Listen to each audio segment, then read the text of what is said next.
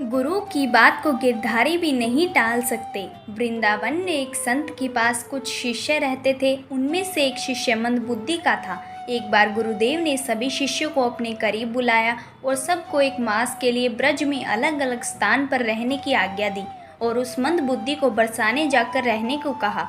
मंदबुद्धि ने बाबा से पूछा, बाबा मेरे रहने खाने की व्यवस्था वहाँ कौन करेगा? बाबा ने हंसकर कह दिया, राधा रानी। कुछ दिनों बाद एक एक करके सब बालक लौट आए, पर वो मंदबुद्धि बालक नहीं आया। बाबा को चिंता हुई कि 2 मास हो गए, मंदबुद्धि बालक नहीं आया, जाकर देखना चाहिए। बाबा अपने शिष्य की सूद लेने बरसाने आ गए। बाबा ने देखा, एक सुंदर कुटिया के बाहर एक सुंदर बालक बहुत सुंदर भजन कर रहा था। बाबा ने सोचा क्यों ना इन्हीं से पूछ लिया जाए।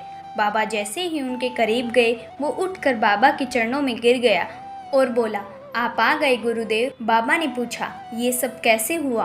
तू ठीक कैसे हो गया? शिष्य बोला, बाबा आपके ही कहने से किशोरी जी ने मेरे रहने खाने की व्यवस्था की और मुझे ठीक कर भजन करना भी सिखाया। बाबा अपने शिष्य पर बरसती किशोरी जी की कृपा को देख खूब प्रसन्न हुए और मन ही मन सोचने लगे, मेरे कारण मेरी किशोरी जी को कितना कष्ट हुआ। उन्होंने मेरे शब्दों का मान रखते हुए मेरे शिष्य पर अपनी सारी कृपा उड़ेल दी। इसलिए कहते हैं, गुरु की बात को गिरधारी भी नहीं टाल सकते।